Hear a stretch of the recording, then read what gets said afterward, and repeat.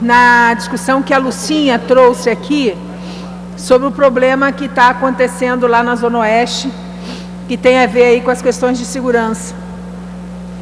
E eu tive a oportunidade, eu tive conversando essa semana, Lucinha, com vários trabalhadores da área de saúde, e um trabalhador da área de saúde que está com piso de R$156 não pode morar em outro lugar que não seja dentro de uma comunidade.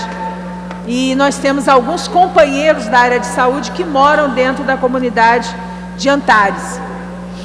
E eles estavam partilhando da angústia que eles estão vivenciando, e que você colocou muito bem aqui, que é aquele de um chefe de família, um pai ou uma mãe de família, ter que sair de dentro da sua casa para ir trabalhar e deixar seus filhos dentro de casa com a comunidade vivendo a situação que está colocada lá, né, em função da operação policial que foi feita.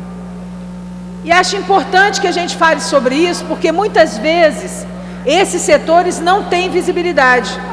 Esses setores não são colocados, por exemplo, na grande imprensa, que nesse momento vem falando da situação do ocorrido, falou da morte do cinegrafista, que eu, como todos os outros aqui, gostaria de me solidarizar com a família, mas que não dá a devida visibilidade à angústia daquelas pessoas que dentro das comunidades têm que incorporar no seu dia a dia essa situação de barbárie, essa situação de caos.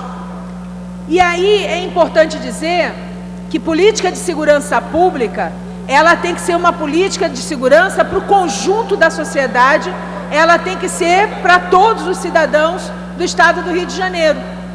Não é justo que exista uma política de segurança, né, que existam as UPPs, né, nas comunidades do entorno aí da Zona Sul do Rio de Janeiro, ou em algumas comunidades que não são da Zona Sul, mas que são estratégicas dentro desse projeto que se tem, né, dos jogos, enfim, da Copa, dos grandes eventos.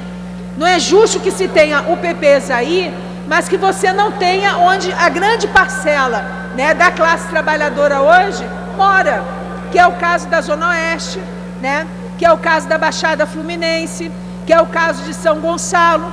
Você tem em algumas comunidades um número de soldados em uma comunidade, né?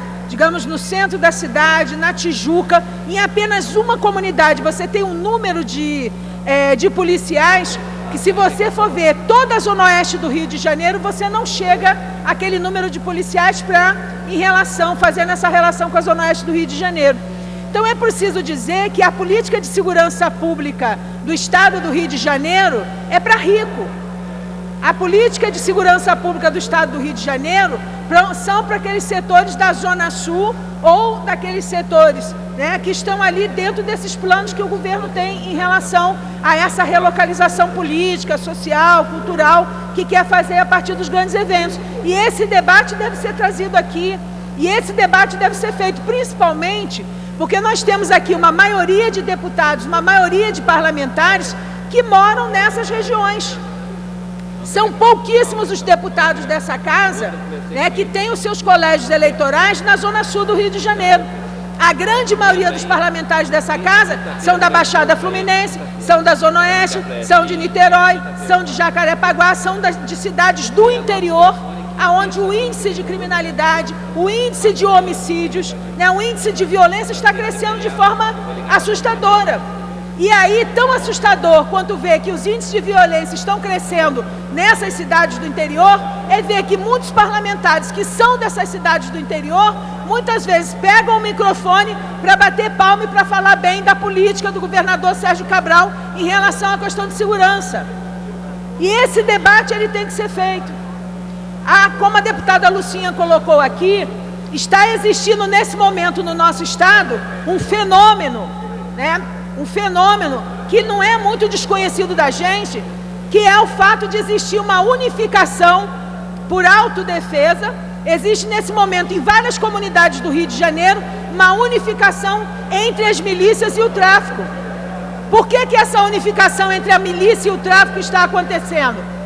Porque eles têm hoje negócios em comum. hoje eles têm negócios em comum, né? O trabalho deles com as vans, com as combis, com gatonete, com gás, né? Os negócios hoje desses setores estão, né, se confundindo. O tráfico não cuida mais só das drogas, as milícias não cuidam mais só, né, daquilo que era chamado, que era a sua fonte de recurso financeiro. Existe aí, objetivamente, a gente tem notícias na Zona Oeste do Rio de Janeiro, e não são notícias extraoficiais, são notícias que vêm aqui da casa, são notícias que vêm da inteligência da Polícia Militar, são notícias que são colocadas aqui dentro pela presidência da casa. As denúncias que estão sendo feitas aqui, né, em relação a esse problema na Zona Oeste, elas chegam com o nome dos meliantes, dos bandidos, elas chegam com o local onde esses bandidos estão reunidos, elas chegam com o número das placas de carro que esses bandidos usam, e a gente não consegue entender por que esses bandidos ainda estão soltos. Por exemplo, aqui na casa todo mundo sabia que o Carlão, que queria matar o Marcelo Freixo, que teria aí recebido 400 mil reais para matar o Marcelo Freixo, que ele estava lá na Costa Verde.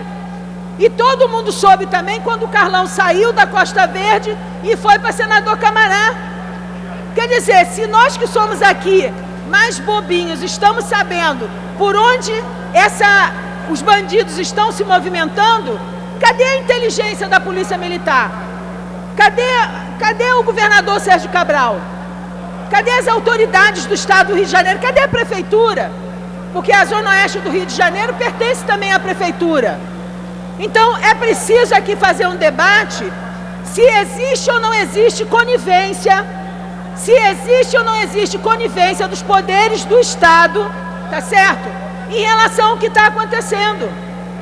Chega a ser covarde o que a gente está vendo acontecendo aqui no Rio de Janeiro. É uma covardia muito grande. Por outro lado, é muito fácil olhar para essa situação e colocar a responsabilidade na Polícia Militar, colocar a responsabilidade no soldado. Eu, por exemplo, achei um escândalo, né, o que está sendo dito, que vários parlamentares já falaram aqui hoje, esse debate que foi feito dos coletes. Porque uma coisa é que o jornalista, como sendo civil, estivesse usando um colete que não pudesse protegê-lo de um tiro de fuzil. Outra coisa é saber que no estado onde existe uma verdadeira guerra civil, onde todos os dias nós temos tiroteios, né, nas principais comunidades aqui do Rio de Janeiro, é saber que a Polícia Militar entra nessas comunidades, muitas vezes com coletes, ou seja, na maioria das vezes com coletes que não conseguem garantir a sua segurança. E é essa polícia que muitas vezes na grande imprensa é colocada como a bandida, porque é verdade, tem muito policial bandido. Tá cheio de policial bandido, tá cheio de deputado bandido, tá cheio de funcionário público bandido, tá cheio de camelô bandido, como também tem deputado honesto, né? Como também tem camelô honesto, mas em todo lugar tem gente honesta e tem gente desonesta, e na polícia isso não é diferente. Agora, é muito fácil para a sociedade, né, criminalizar toda a polícia como sendo bandida.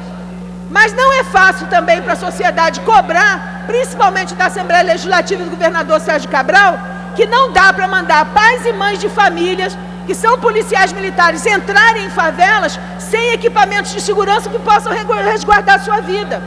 Porque a grande imprensa está falando do cinegrafista, e tem que falar mesmo. Mas ela também tem que dizer que os policiais militares estão lá dentro arriscando as suas vidas. E ela tem que dizer também que a bandidagem muitas vezes está muito mais armada e articulada com equipamentos do que os policiais militares que estão lá combatendo esse tipo de coisa. Então, aqui precisa se estabelecer, reabrir um debate sobre segurança pública no nosso Estado. E é nesse debate sobre segurança pública que nós vamos discutir o companheiro Marcelo Freixo, que teve que sair do país para ir para fora, né, para rearticular o seu esquema de segurança. É nesse contexto que nós vamos ter que discutir o projeto de lei que está sendo votado lá em Brasília, que tipifica o crime de milícia como um crime federal. É nesse contexto que essa casa tem que dizer para a sociedade qual é a sua postura em relação àquela lista de propostas que saíram no relatório da CPI das milícias. Todo mundo aqui apoia o relatório, todo mundo aqui apoiou, né, a CPI das milícias, todo mundo bateu palma, mas bateram palma em 2008.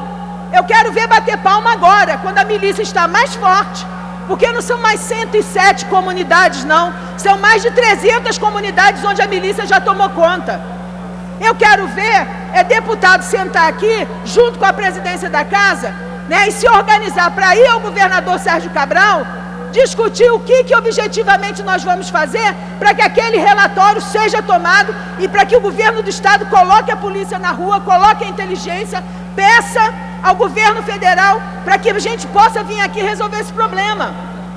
O ministro da Justiça, né, que foi visitado pelo deputado Marcelo Freixo, colocou toda a estrutura do Ministério da Justiça para ajudar nesse combate. Mas ele disse, eu não posso fazer nada antes que o governador Sérgio Cabral me acione, porque senão vai ser intervenção. E aí eu faço uma pergunta, por que até agora o governador Sérgio Cabral não acionou o governo federal?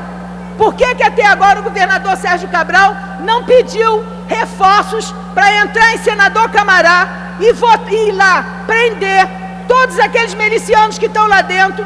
Tá certo? Que nós já sabemos aqui o nome, o endereço, a placa dos carros, sabemos tudo. Por que o governador não pede ajuda, já que ele não tem condição de fazer? Por que ele não pede ajuda ao governo federal para prender aqueles milicianos?